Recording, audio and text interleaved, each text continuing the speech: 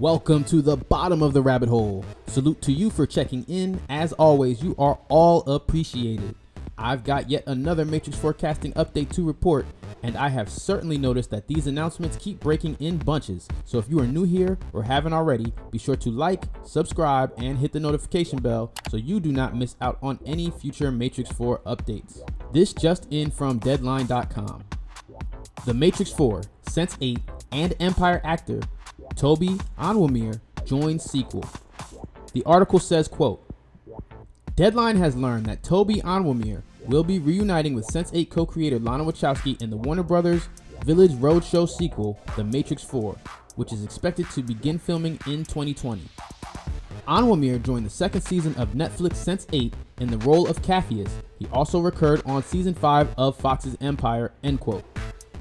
So unlike Mindhunter, I did watch Sense8, and I thought Sense8 was among one of the best original Netflix series made so far. It was unfortunately very expensive to shoot at a rough $9 million per episode, which to my understanding was the reason why it was discontinued, but I highly recommend the series to any die-hard Matrix Trilogy fans who have not already seen it. Now, because I watched this entire series, what I find most interesting about this casting is that the role of Morpheus was actually recast between season 1 and 2.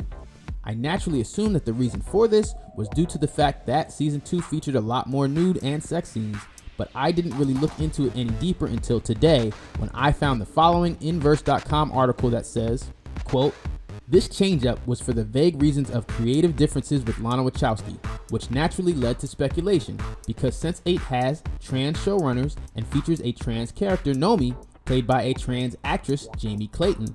Some thought Amin had shown transphobic behavior on set, which led to his recasting, end quote.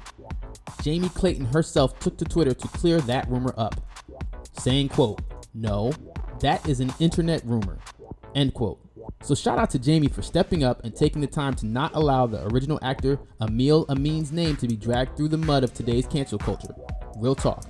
But we still do not know the exact details of the quote-unquote creative differences, and outside of a rumored disagreement during a season 2 table read between Amin and Lana Wachowski, the exact details of his departure are still unknown to this day. So I'm going to defer to my original instincts of the reason on this one, but I digress. Back to Toby. I thought his replacement performance was very good. They even made a quick reference about the casting change in dialogue when Morpheus says, quote, faces change, you know, but not the heart, end quote. And I bring this reference up because I believe it speaks to the consistency of Lana Wachowski's taking the time to address actor replacements in the past, echoing the Oracle's line in The Matrix Revolutions where she says, quote, yeah, that's how it works. Some bits you lose, some bits you keep. I don't yet recognize my face in the mirror, but I still love candy, end quote. And because of all of this, I am really leaning heavily towards the idea that unfortunately Lawrence Fishburne is not going to be in this Matrix installment. A lot of articles continue to push this young Morpheus narrative, and while I go into great detail in the Where is Morpheus video about why I don't agree with those rumors as they are being reported, I'm also starting to lean toward the idea that Yahya Abdul-Mateen's role may be in the form of a Morpheus simulation. I actually have some in-game footage of a fan art Matrix Online story I created here on this channel, and I'll leave a link to both videos in the description box. At some point, I will have to do a commentary to explain what exactly is happening in that video to break down how I think that storyline might be relevant in The Matrix 4.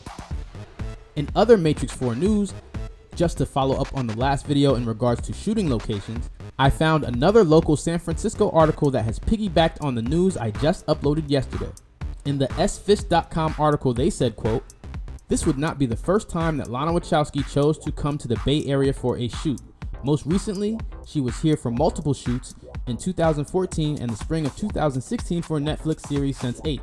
And The Matrix Reloaded had car chase sequences that were shot in Oakland, as well as a much reviled rave scene that was shot in an old Naval Air Base hangar, end quote. So as you can see, Lana Wachowski likes to go back to the well when she finds both actors and locations that fit her style and vision.